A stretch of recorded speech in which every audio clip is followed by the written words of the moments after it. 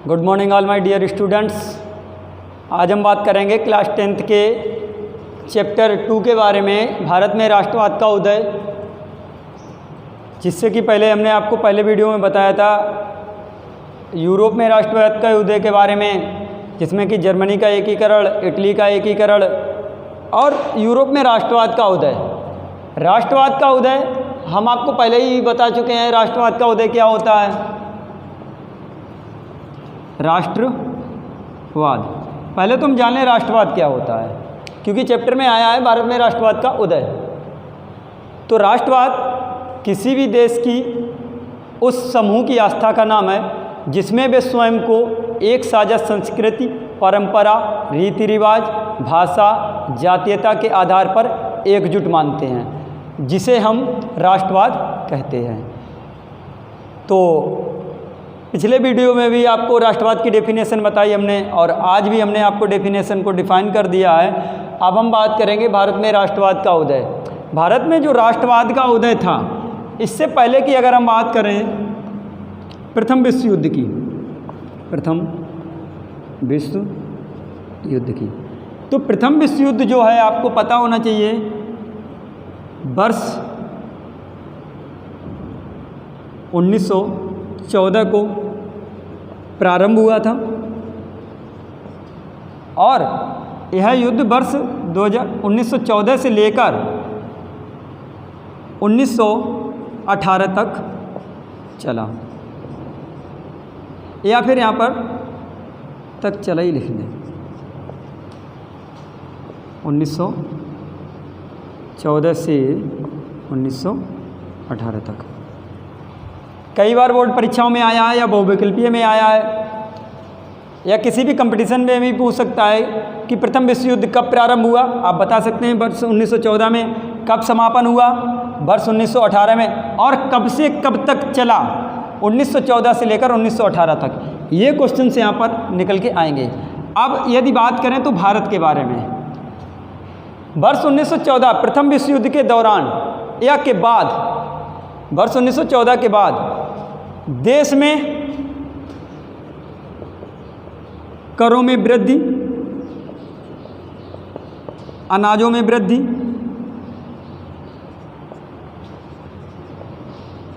अनाजों में वृद्धि,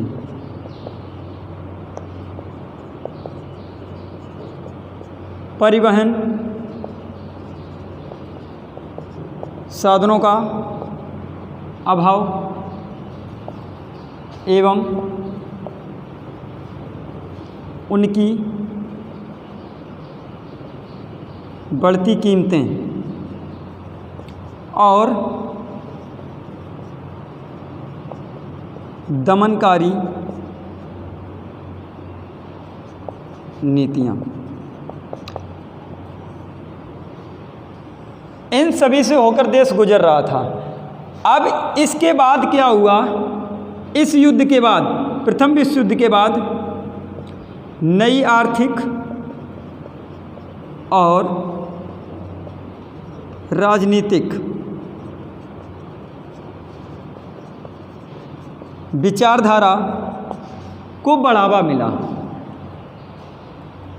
करों में वृद्धि, अनाजों में वृद्धि, परिवहन के साधनों का अभाव एवं बढ़ती कीमतें और दमनकारी नीतियाँ, और वहाँ के लोगों का संघर्षशील जीवन, इन सभी ने प्रथम विश्व युद्ध के बाद नई आर्थिक नीति और राजनीतिक विचारधारा में फेरबदल कर दिया, परिवर्तन कर दिया।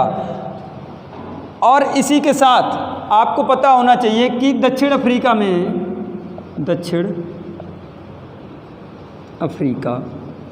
में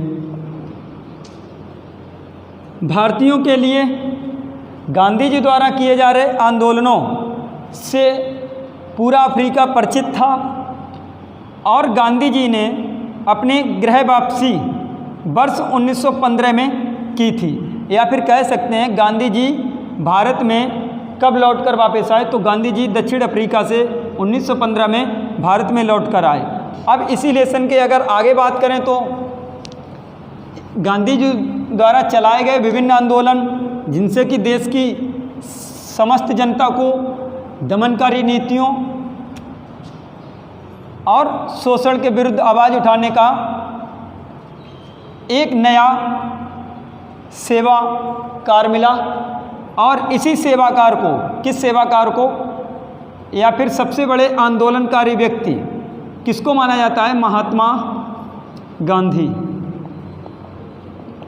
महात्मा गांधी ने विभिन्न प्रकार के देशव्यापी आंदोलन प्रारंभ किए, जिससे कि देश की जनता उन सभी दमनकारी नीतियों से उभर कर ऊपर आई।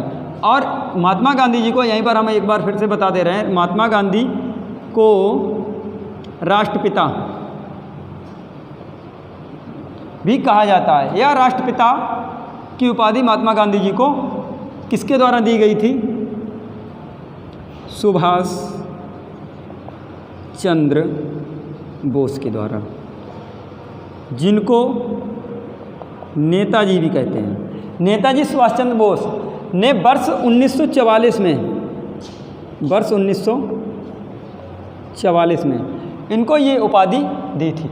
अब गांधी जी द्वारा चलाए गए विभिन्न आंदोलन कौन कौन से थे? सत्याग्रह,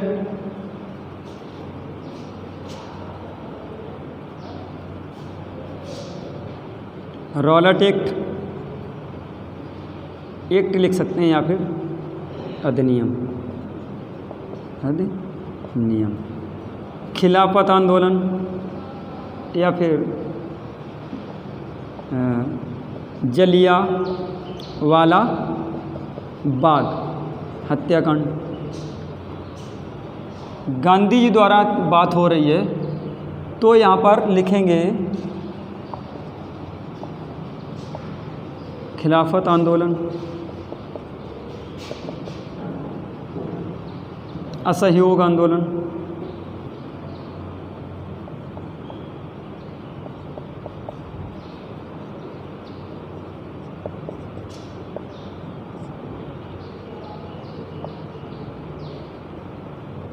सविनय अवज्ञा आंदोलन, डांडी मार्च,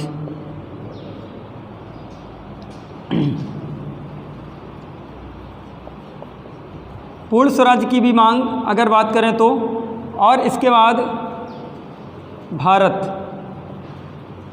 छोड़ो आंदोलन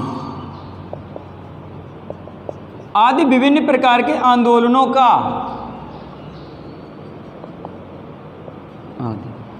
आदि विभिन्न प्रकार के आंदोलनों का नेतृत्व महात्मा गांधी जी के द्वारा किया गया था। इसी चैप्टर के अंदर की बात हेडिंग में आएगा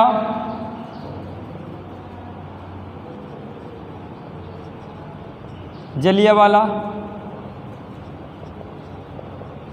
बाग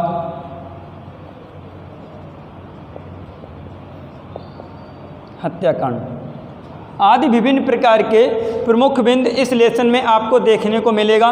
और ये लेसन आपके लिए वेरी मोस्ट इम्पॉर्टेंट लेसन है, क्योंकि ये भारत के राष्ट्रवाद की बात कर रहा है। और इस लेसन से हर बोर्ड परीक्षा में कहीं ना कहीं एक क्वेश्चन निश्चित आता है, चाहे वो लघुत्तरीय से हो, लघुत्तरीय हो, या फिर वो अतिलघुत्तरीय हो, या फिर वो दीर्घोत्तरीय हो। इस लेसन से 100% कोई ना कोई एक क्वेश्चन पूछा जाएगा। और हो सकता है इसी लेसन के बाद आपका मानचित्र आता है 5 नंबर का, तो उस 5 नंबर में से जो भी क्वेश्चन से पूछे जाएंगे हिस्ट्री से, उनमें से एक क्वेश्चन जो होगा 1 नंबर का, वो इस लेसन से 100% होगा। हो सकता है कि जलियांवाला बाग हत्याकांड पूछ दे, कहाँ हुआ था, किस सन में हुआ था। और डांडी मार्च यात्रा पूछ दे, सबने असहयोग आंदोलन के बारे में प्रारंभ हुआ था। रॉलेट एक्ट के बारे में पूछ दे, भारत छोड़ो आंदोलन के बारे में पूछ दे कि कहाँ से प्रारंभ हुआ था। यदि भारत छोड़ो आंदोलन की बात करें तो किस सन में हुआ था, यहाँ पर हम लोग लिख लेंगे भारत छोड़ो आंदोलन की शुरुआत 1942 में हुई थी, क्योंकि ये देश की आज़ादी के लिए गांधी जी के द्वारा लास्ट युद्ध था। और इसी युद्ध ने देश की आज़ादी को सर्वव्यापकता प्रदान की, और इसी युद्ध के बाद अंग्रेज़ों ने भारत को छोड़ दिया। अब आगे अगर हम बात करें तो सत्याग्रह के बारे में, आगे अगर बात करेंगे सत्याग्रह की, तो सत्याग्रह में आगे लिखेंगे सत्य और अहिंसा के आधार पर आंदोलनों का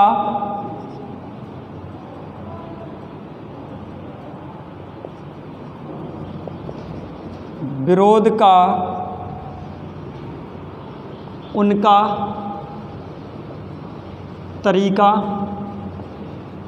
सत्याग्रह के रूप में जाना जाता था। एक बार देखेंगे, सत्याग्रह और अहिंसा के आधार पर आंदोलनों का विरोध का उनका अमल का तरीका,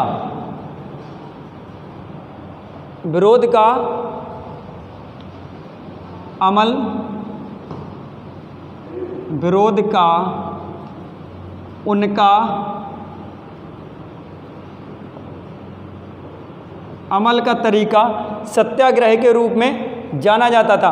अगर सत्याग्रह की हम लोग बात करें तो देखें कि गांधी जी ने अपना जो प्रथम सत्याग्रह था उसमें बताया था कि आक्रामक हुए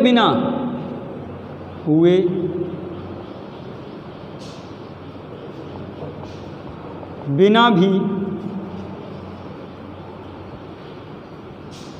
व्यक्ति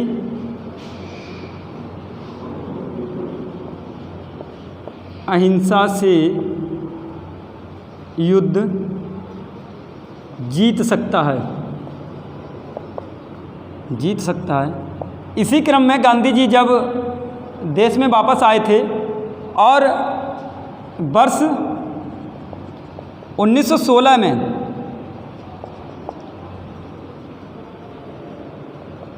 बिहार के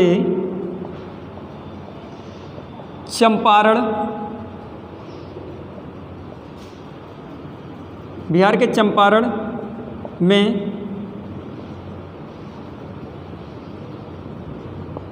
किसानों पर उनके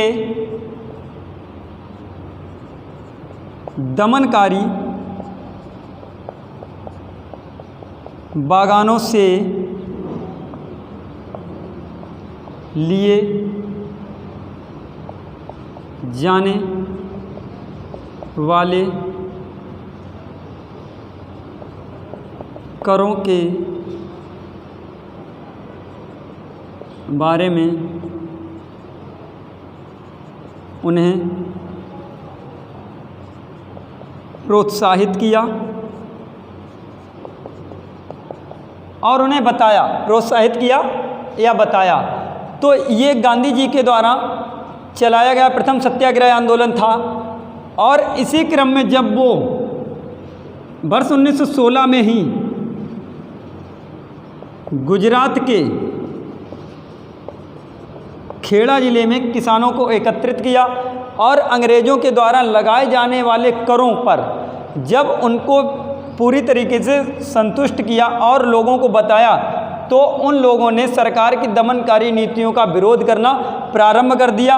और इसी के साथ अगली हेडिंग में हमने आपको बताया था, पिछली हेडिंग में, रॉलेट एक्ट। अब यहाँ पर हम लोग बताएंगे रॉलेट एक्ट के बारे में, जब सत्याग्रह आंदोलन व्यापक रूप को पकड़ने लगा।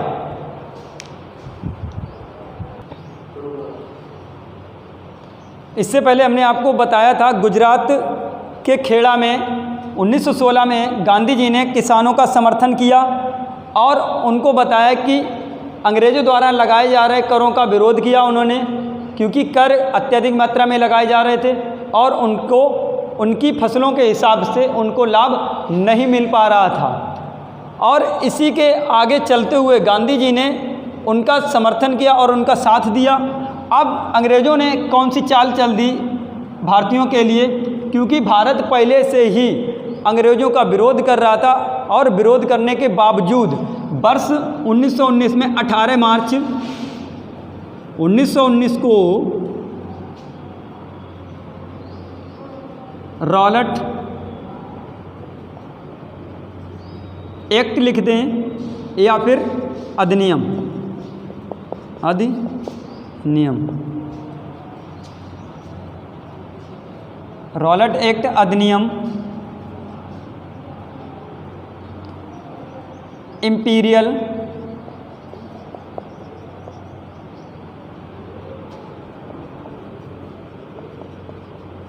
लेजिस्लेटिव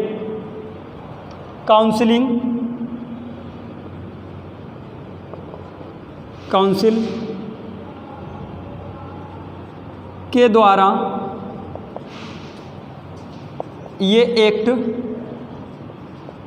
पारित किया गया। अब इस एक्ट में था क्या कि राजनीतिक गतिविधियों को दबाने के लिए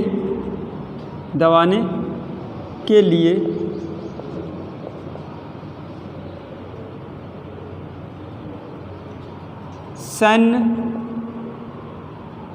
के लिए सरकार को अत्यधिक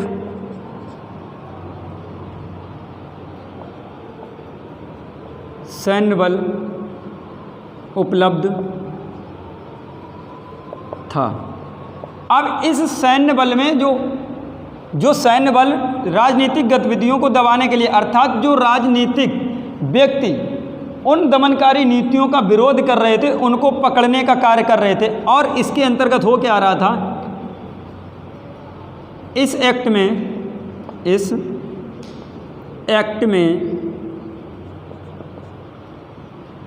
राजनीतिक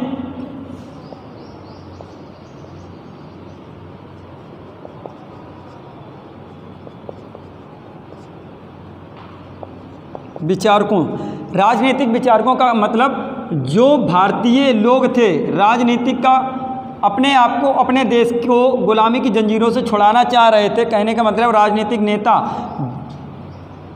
उनको बिना किसी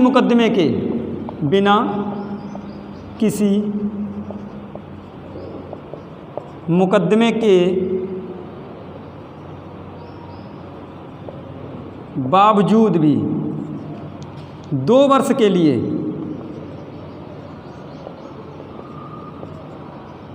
जेल में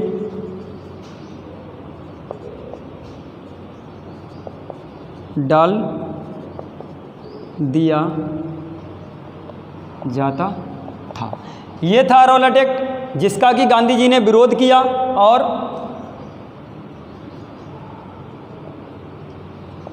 गांधी जी ने इसका पूर्ण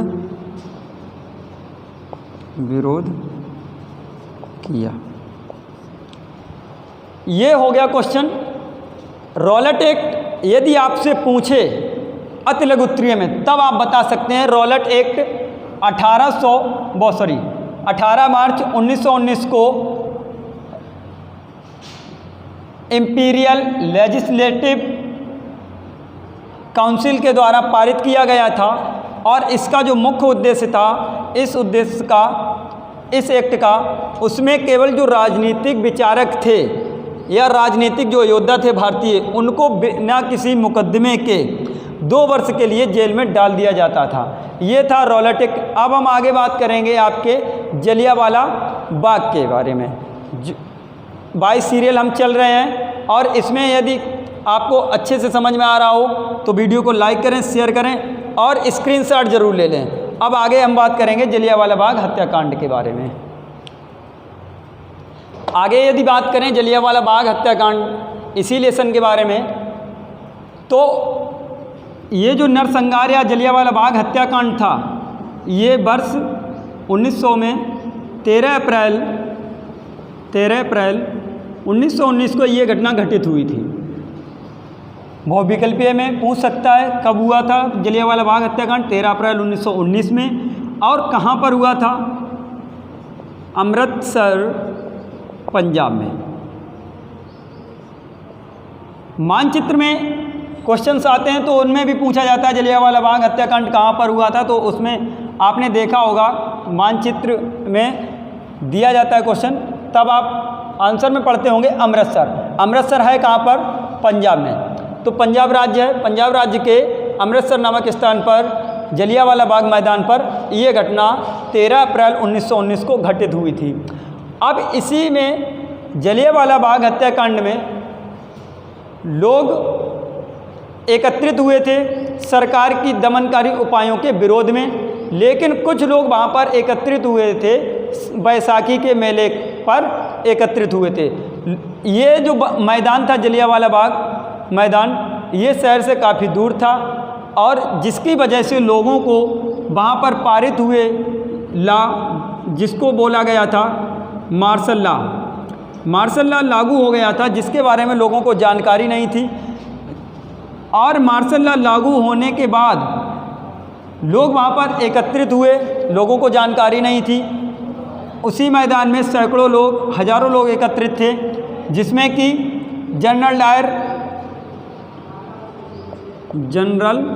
डायर ने अपने सैन्य बल अधिकारी, कहने का मतलब पुलिस अधिकारियों को आदेश दे दिया था वहाँ पर निहत्थी जनता को अंधाधुंध गोलियों से भून दिया गया, जिसमें कि सैकड़ों लोग मारे गए। और जब ये खबर लोगों तक पहुंची, जलियांवाला बाग हत्याकांड मैदान की खबर लोगों तक पहुंची, तो लोगों ने सरकार की नीतियों का विरोध करना प्रारंभ कर दिया था और लोगों की, अंग्रेज़ों की बात को ना मानना चालू कर दिया था और उनके जो मकान थे उन पर तोड़ा फाड़ी चालू कर दी थी। लोग सड़कों पर आ गए थे, लोग आंदोलन करने लगे थे। जब लोग आंदोलन करने लगे थे तो इन्होंने क्या किया, अंग्रेज़ों ने लोगों को विवश कर दिया, उनको खाने के लिए उनकी पिटाई करना स्टार्ट कर दिया। तो लोग इनकी गतिविधियों से बिल्कुल पूर्णतः आहत हो चुके थे, टूट चुके थे और गांधी जी ने इस युद्ध को, इस सत्याग्रह को समाप्त कर दिया। और इसी हत्याकांड से आहत होते हुए रविंद्रनाथ टैगोर